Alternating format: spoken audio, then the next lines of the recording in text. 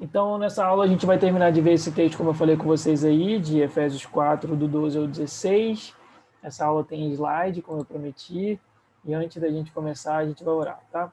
Pai, nós queremos te agradecer por essa noite. Obrigado, Senhor Jesus, pela tua palavra.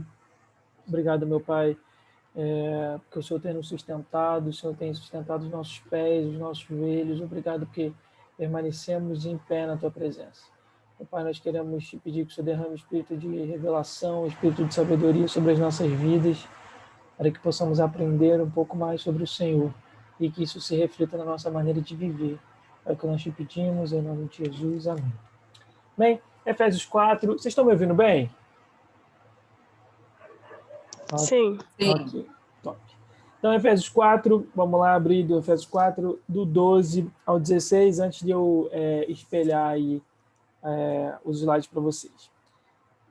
Na verdade, como do 11, né?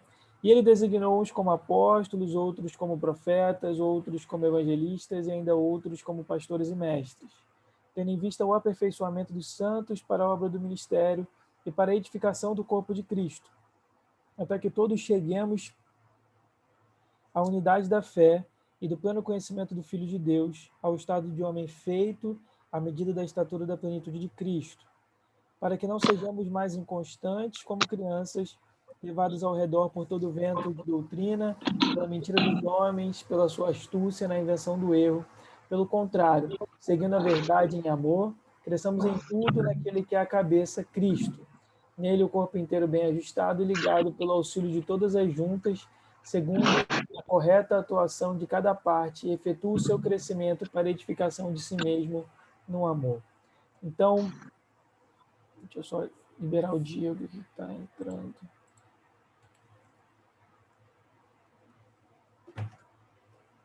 Peraí, galera.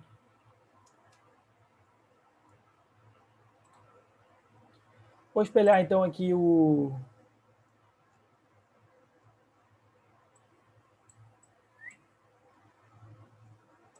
slides. Tem mais gente para entrar.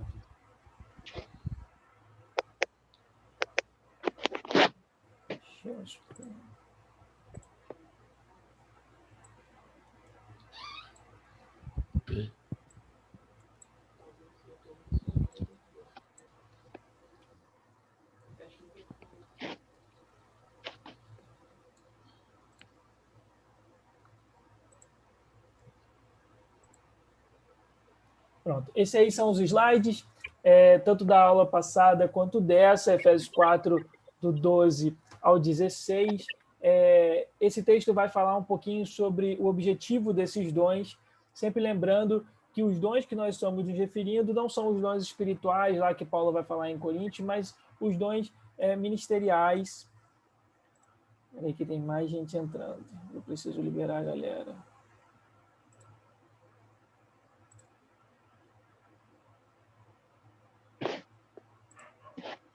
Pronto. Os dons ministeriais, que são aqueles lá de Efésios 4, versículo 11. Apóstolos, profetas, evangelistas, pastores e mestres. Então, quais são os objetivos? Por que Deus, por que Jesus entregou esses dons à igreja? O objetivo desses dons é o texto do versículo 12. Versículo 12 diz: tendo em vista o aperfeiçoamento dos santos para a obra do ministério e para a edificação do corpo de Cristo. Todos os dons ministeriais servem exclusivamente para essas três finalidades. Serve para o aperfeiçoamento dos santos, para a obra do ministério e para a edificação do corpo de Cristo.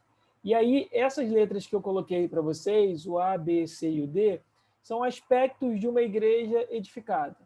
Se uma igreja, de fato, ela é edificada, ela vai ter esses quatro aspectos. Maturidade espiritual, estabilidade espiritual, ela vai seguir a verdade em amor e vai haver cooperação espiritual, tá? Essas são aí as 4 marcas de uma igreja de fato edificada. Isso aí tudo nós já vimos, mas eu queria passar com vocês rapidamente, porque na última aula nós não tínhamos os slides, né? Então, o primeiro objetivo dos dons ministeriais é o aperfeiçoamento dos santos. Essa palavra aperfeiçoamento tem esse sentido de equipar. ou seja, de dar ferramentas para que os santos trabalhem, dar armas para que os santos trabalhem. No grego, essa palavra significa preparar, emendar, restaurar a pessoa para o seu uso original. E aí, quando eu expliquei essa parte do restaurar a pessoa ao uso original, eu lembro que eu falei com vocês sobre a queda, a maneira como Deus tinha um plano original para mim e para você, e quando o pecado entrou, esse plano se perdeu. E aí, através da atuação desses dois ministeriais, é como se nós fôssemos restaurados aquele plano original novamente. Trouxemos esses textos aí que estão na tela, Gálatas 6:1 e Hebreus 13, do 20 ao 21. E aí está isso que está na sua tela. O papel daqueles que já exercem um dos 5 ministérios é ministrar a palavra para que os cristãos possam ministrar a palavra para o mundo. Então, nós vamos à igreja coletivamente, aos domingos, às quartas-feiras, nós recebemos a ministração da palavra pelas pessoas que vão ministrar lá no culto, mas aquilo serve para que eu e para que você, nós possamos ir às ruas, ir viver a nossa vida normal numa segunda, durante a semana, e para que a gente consiga ministrar a palavra de Deus para as outras pessoas que estão à nossa volta. A ideia de Cristo, a ideia do Pai, quando ele instituiu a igreja, foi para que a igreja fosse uma coisa mais capilarizada, uma coisa mais orgânica. O que eu quero dizer com isso? Significa que a igreja deveria ser um organismo vivo que não dependesse apenas de líderes religiosos.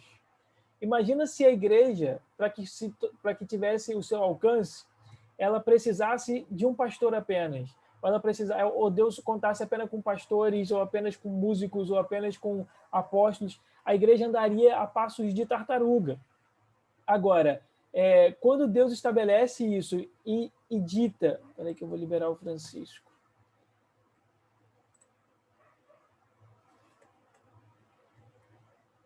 Não sei se eu... agora apareceu para mim.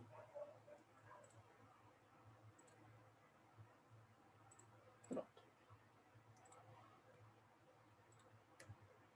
Quando Jesus vem, a ideia que ele tem é que cada cristão possa revelar uma parte de Jesus aonde quer que ele esteja.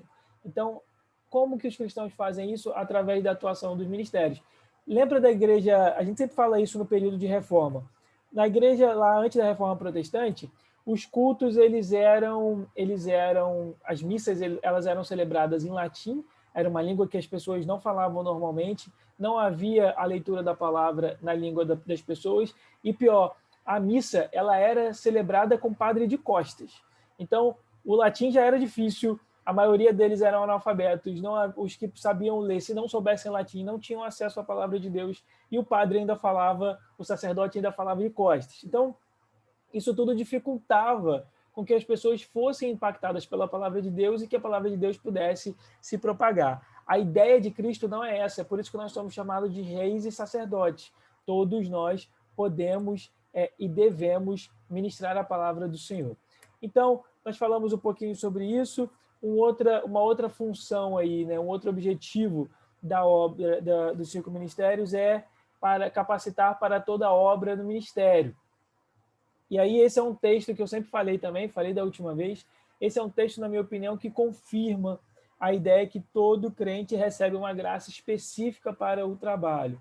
E aí a gente já falou bastante sobre isso, né? O serviço não é exclusivo para os líderes religiosos. E aí eu trouxe esse texto, Efésios 4:7 e 1 Pedro 4:10. Então a obra do ministério é tudo aquilo que aponta e revela e glorifica Cristo, tá? Seja através da área teológica, por exemplo, através da pregação e de ensino, seja numa área, talvez, que a gente chama de liturgia, né? Se você é um obreiro que toma conta da maneira como o culto acontece, seja se você é responsável ou está inserido dentro do louvor, que também faz parte da liturgia do culto. Isso é uma coisa interessante do louvor e da liturgia. Eu estava falando isso com meu pai. Eu não sei se vocês lembram, mas Efésios, eu sempre falo isso, Efésios tem 6 capítulos, os 3 primeiros falam sobre doutrina e os 3 últimos falam sobre como nós devemos viver a partir dessa doutrina. No finalzinho da parte da doutrina de Paulo, Paulo tem um texto que é a doxologia de Paulo. O que é doxologia? É um texto que nada mais é do que uma exaltação ao nome de Deus. Tem esse nome difícil, esse nome que eu acho bonito, mas nada mais é do que Paulo exaltando o Senhor por toda a sua glória, por todos os seus grandes feitos. Tá. Isso é uma coisa interessante, porque Paulo ele vai adorar o Senhor depois que ele expõe a sua doutrina. Quando Paulo ele olha para a doutrina de Cristo, a reação natural dele é irromper em adoração a Deus, é começar a adorar a Deus. Isso é uma coisa interessante, porque na nossa liturgia normal, nós fazemos como? Nós primeiro adoramos e depois nós nos dedicamos à palavra. Correto? É assim que funciona. Nós temos lá o período de louvor, o período da palavra, a oração e a bênção final. Agora, se nós seguíssemos talvez um exemplo bíblico da coisa, ou talvez esse exemplo de Paulo que Paulo deu, nós deveríamos começar pela pregação. Porque a pregação da palavra de Deus, e quando nós conversamos e quando nós declaramos os seus grandes feitos, isso deveria gerar em nós um senso, e a única reação que nós deveríamos ter é de talvez dobrarmos os nossos joelhos e adorarmos a Ele.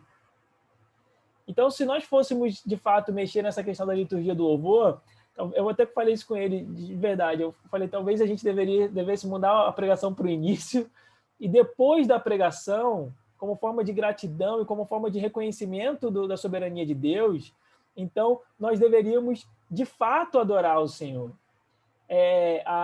John Stott falava isso, né? A doutrina me leva à doxologia, ou seja, a palavra de Deus me leva a adorá-lo. John Stott falava isso, Paulo fez isso também. Então, é uma questão, só dando uma viajada na minha cabeça às vezes. Mas então, a maneira como nós glorificamos, a maneira como nós servimos nessa obra ministerial...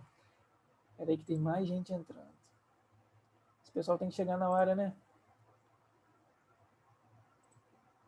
Mas eu não posso falar, senão o professor é mal-humorado. Vamos. A maneira como nós servimos na obra do ministério é justamente essa.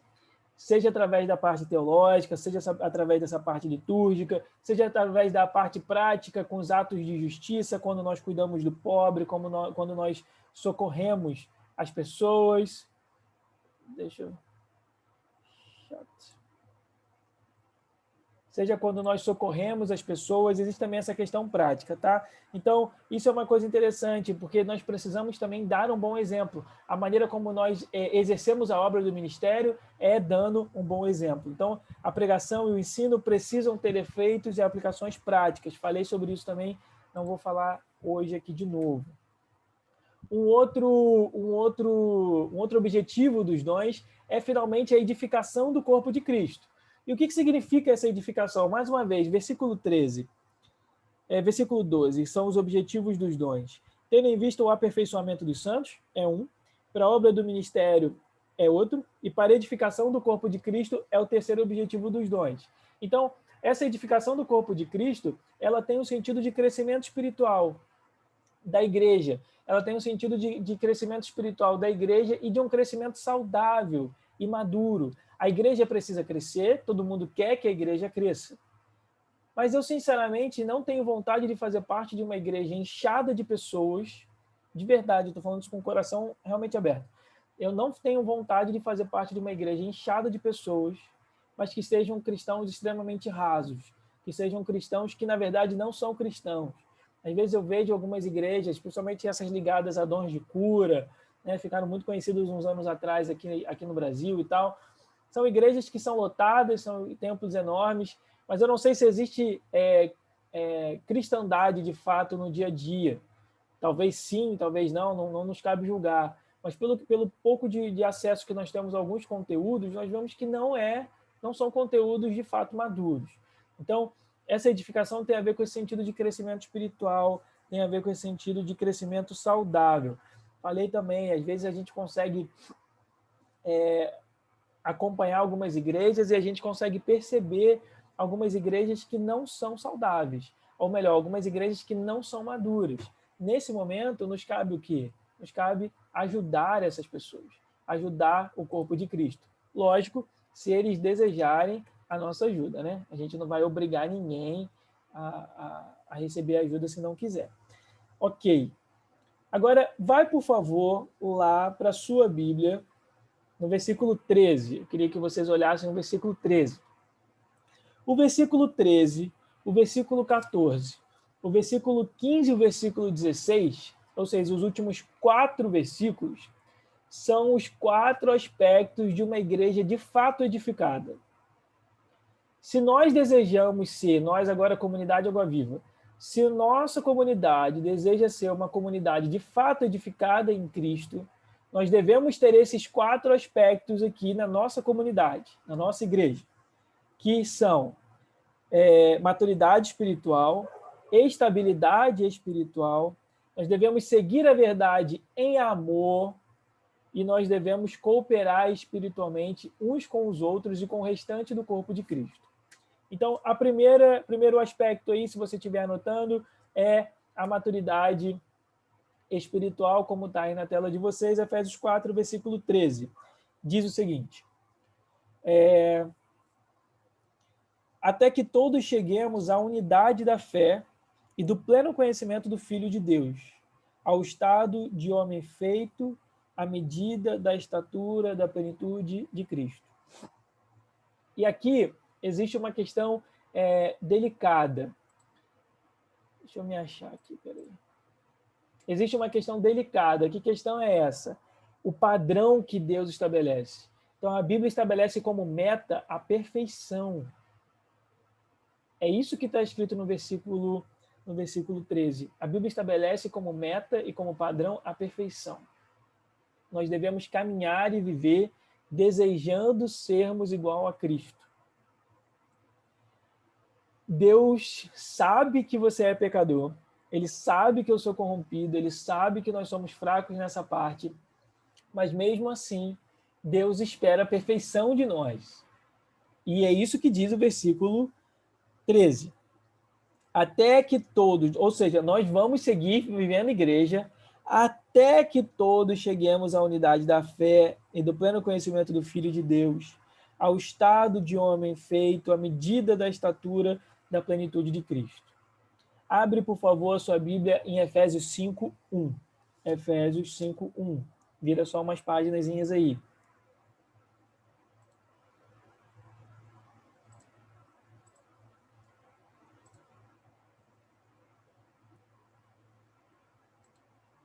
Efésios 5:1. Portanto, sede imitadores de Deus como filhos amados.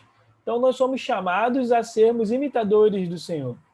Agora, o que eu percebo nessa questão aqui do versículo... Um outro texto que fala sobre isso é 1 Coríntios 11:1, tá? Não vou abrir esse texto, não. Mas quando nós lemos o versículo 13, até que todos cheguemos à unidade da fé e do pleno conhecimento do Filho de Deus, ao estado do homem feito, à medida da estatura da plenitude de Cristo, eu percebo uma coisa. Existe aqui uma aplicação parcial agora e existe uma aplicação total que vai ser uma aplicação futura. O que isso significa?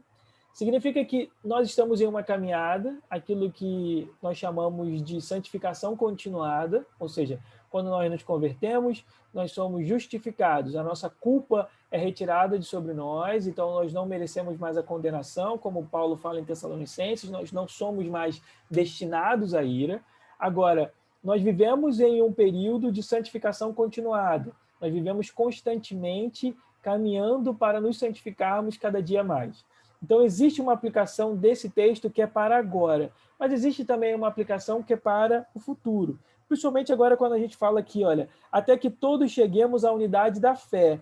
Nós já falamos bastante sobre a unidade da fé. Quando Paulo fala 7 vezes, do versículo 4, 5 e 6, há um só corpo, um só espírito, como também foste chamados em uma só esperança, há um só Senhor, uma só fé, um só batismo, um só Deus e Pai de todos, que é sobre todos, por todos e está em todos.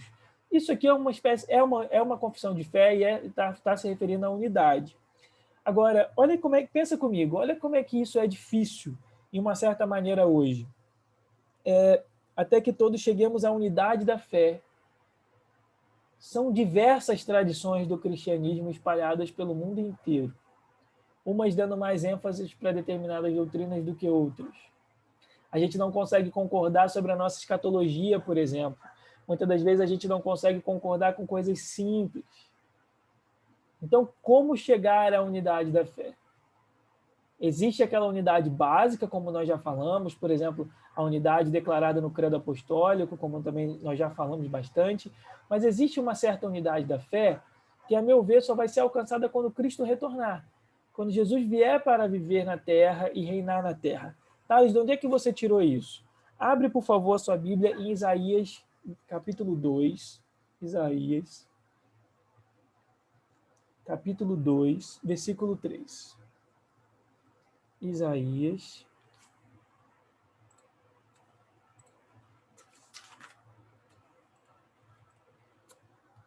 2,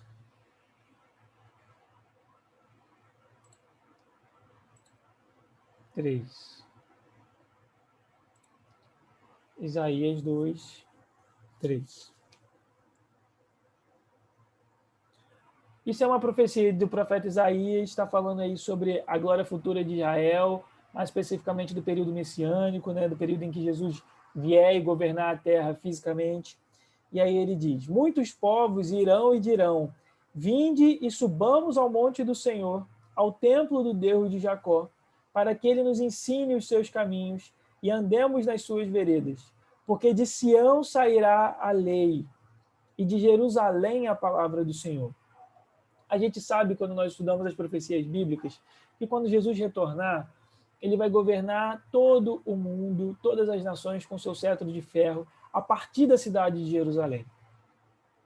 Isso fica muito claro lá na profecia de Zacarias. Ele desce, ele estabelece o seu governo em Jerusalém e ele governa o mundo a partir de Jerusalém. Tudo indica que os povos precisarão ir a Jerusalém para receber a lei. No finalzinho do versículo 3. Porque de Sião sairá a lei e de Jerusalém a palavra do Senhor. Na King James, isso além de falar sobre lei, vai trazer a palavra Torá, vai trazer a palavra ensinamento. Então, a gente percebe que quando Jesus vier e ele retornar e ele iniciar o seu governo, ele vai unificar as leis, ele vai unificar a sua vontade, a sua palavra, mas ele também vai unificar a nossa fé. Todos nós creremos em uma só fé, sem nenhum tipo de divergência teológica. Porque a palavra encarnada vai estar sentada no trono dizendo: eu quis dizer isso. A palavra diz isso. Vai ser feito assim, foi estabelecido dessa forma. Vocês precisam agir assim. Isso pode, isso não pode, isso não tem nada a ver, eu não me preocupo com isso. Então, a gente percebe que existe uma aplicação prática dessa unidade da fé que é para agora, e a gente vai falar um pouquinho sobre isso quando nós lemos lá a oração de Jesus, a oração intercessória de João 17, mas também existe uma aplicação prática desse texto no futuro. E aqui, se você quiser anotar, esse mesmo texto é repetido por um outro profeta, que dessa vez é o profeta Miqueias. Então, se você anotar aí, Miqueias 4, versículo 2, Miqueias também vai repetir esse mesmo texto, ok? Igualzinho, esse mesmo texto. Volta lá, por favor, para Efésios 4, 13. Até que todos cheguemos à unidade da fé, já falamos sobre isso. E aí tem um outro aspecto, o pleno conhecimento de Deus, ou o pleno conhecimento do Filho de Deus. Esse é um outro aspecto que parece que é gradual. Eu sempre falei isso, desde quando eu comecei a dar aula, eu falo sobre isso. Eu tenho a sensação, e a maneira como eu percebo até na Bíblia, a revelação de Deus ela é gradual. Hoje, nós conhecemos mais de Deus do que nós conhecíamos há 10 anos atrás. Talvez há 10 anos atrás você sequer fosse convertido. Mas hoje eu conheço Deus mais do que eu conhecia há 10 anos atrás. Hoje nós conhecemos mais do Senhor do que a igreja em 1500 conhecia mais do Senhor. Porque Deus foi se revelando gradualmente. É só você parar para pensar. O povo de Deus, o povo que viveu no Antigo Testamento, por mais que eles tivessem uma certa noção, não sei, eles não tinham de fato esse conhecimento de que Deus é um, mas é três. Já pararam para pensar nisso? Jesus ainda não havia sido revelado ao mundo, como nós conhecemos, como servo sofredor do Pai, como foi a aplicação e a concretização da profecia de Isaías 53. Moisés, por exemplo, não conhecia isso, muitos deles não conheciam o Espírito Santo, Deus, como habitando dentro das nossas vidas, como capacitando para toda boa obra. E hoje nós conhecemos. Então a revelação do Senhor, ela é gradual. Hoje nós temos diversos materiais muito bons disponíveis de homens de Deus que aprenderam sobre o Senhor e hoje nos ensinam. Então, esse conhecimento, pleno conhecimento do Filho de Deus, ele é gradual. Abre, por favor, a sua Bíblia em Colossenses 1. Vira umas páginas aí da sua Bíblia. Efésios, Filipenses, Colossenses. Colossenses 1.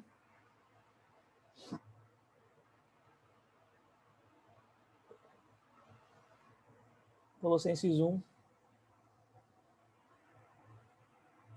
O versículo 9 e o versículo 10.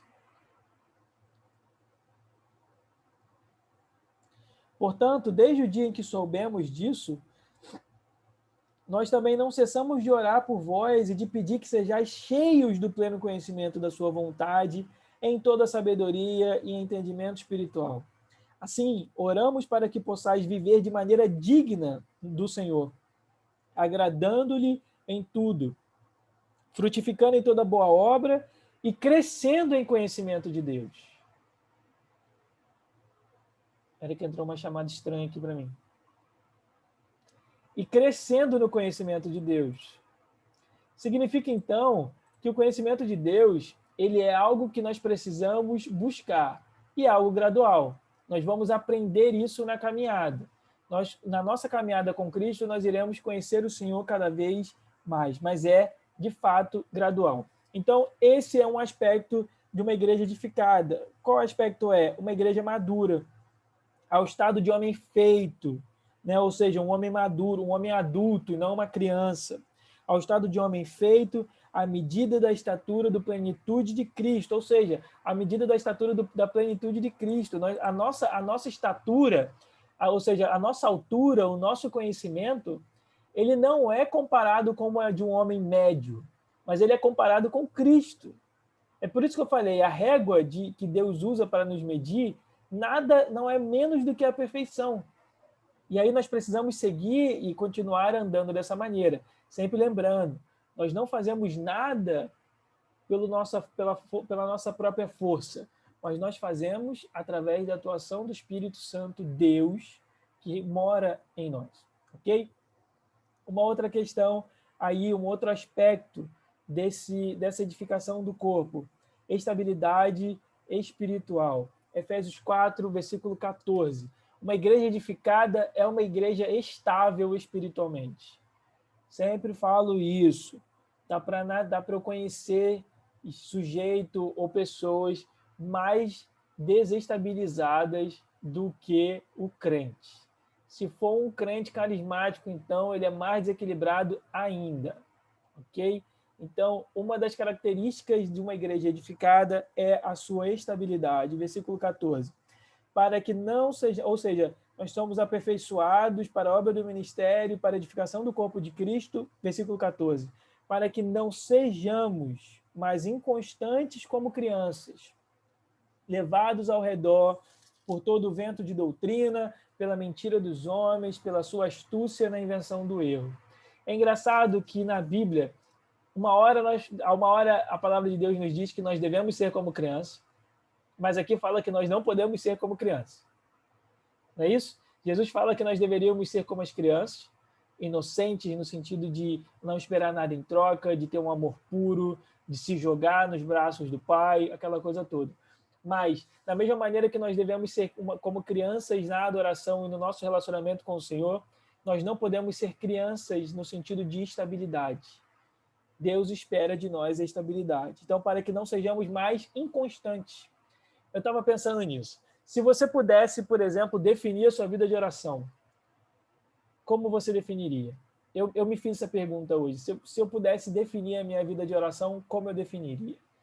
E a minha resposta foi, eu definiria a minha vida de oração como inconstante. Tem períodos que eu oro muito, tem períodos que eu oro pouco.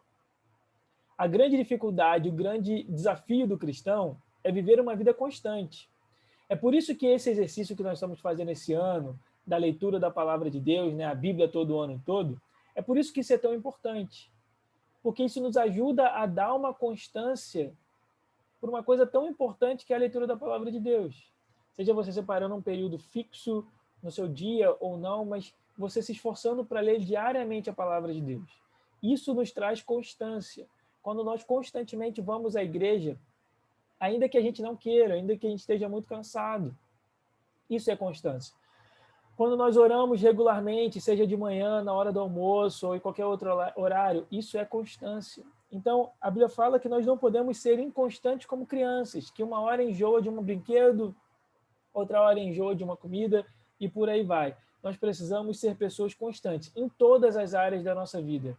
A constância precisa ser uma característica do cristão. Levados ao redor por todo vento de doutrina, pela mentira dos homens, pela sua astúcia na invenção do erro. Então, é o que está escrito aí no seu texto. Nós somos chamados a sermos espiritualmente estáveis, não sendo levados a cada novidade espiritual ou doutrina nova. Gente, de tempos em tempos isso acontece. Aparece uma doutrina nova, aparece um mover novo, aparece um avivamento diferente, aparece alguma coisa e todo mundo vai para lá. Mas nós não somos chamados para isso, ok? Os falsos ensinos, por exemplo, abre, por favor, sua Bíblia lá em 2 Timóteo. 2 Timóteo, capítulo 4. 2 Timóteo, capítulo 4.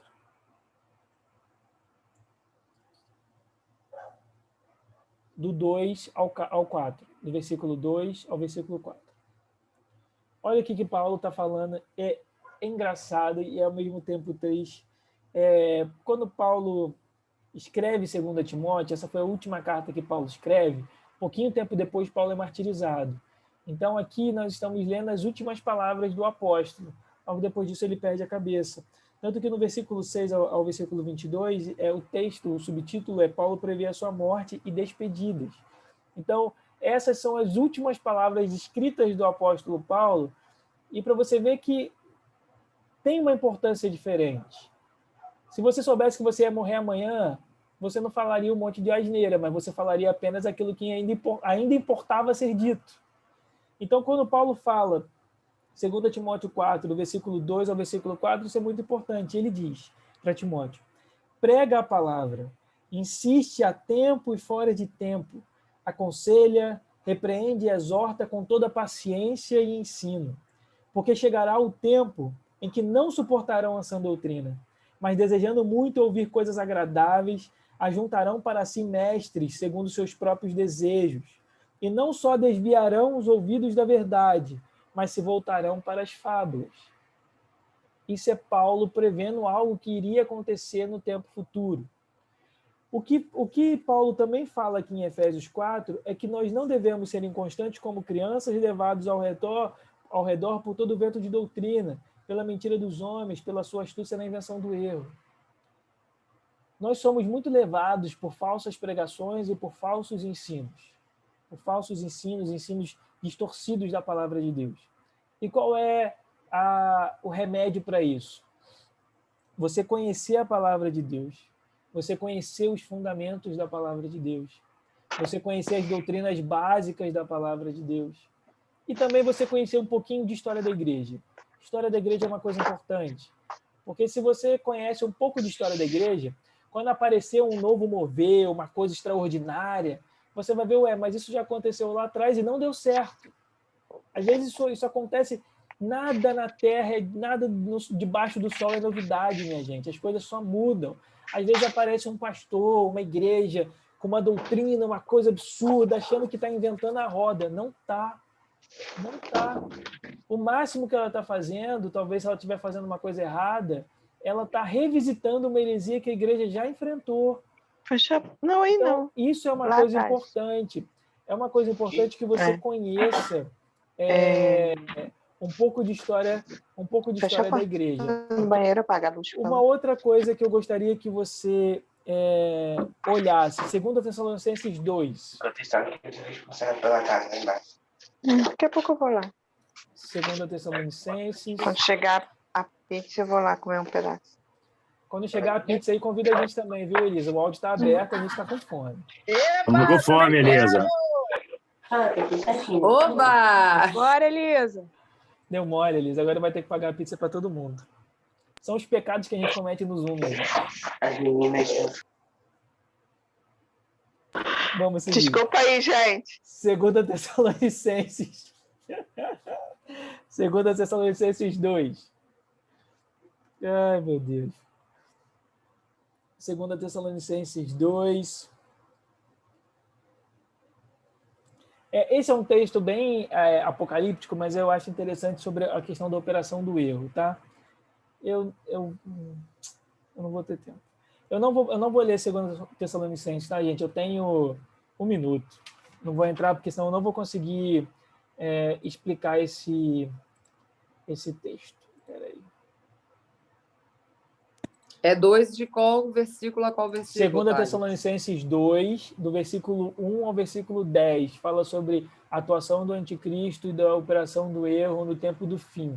Também está muito ligado a esse aspecto dessa igreja não edificada, que é uma igreja imatura, que é uma igreja onde o erro tem uma operação livre. Isso é um aspecto de uma igreja infantil, mas isso também é o aspecto de uma igreja que está sofrendo a influência do espírito de anticristo.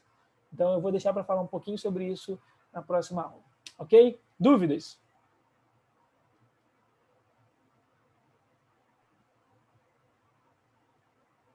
Ninguém hoje? Ninguém? Então é isso, minha gente. Qualquer dúvida, me coloquem lá no grupo. Eu espero que vocês estejam fazendo a leitura da Bíblia. Nós vamos terminar Números e nós já vamos entrar em Deuteronômio, ok? Ainda esse mês. Então, eu espero que vocês estejam lendo. A Elisa levantou a mão. Eu vou fechar, então, essa tela, Elisa, e vou abrir outra rapidinho. Pode ser? A gente mata a outra tela em 5 minutos. Rapidinho, é só para saber se você vai mandar o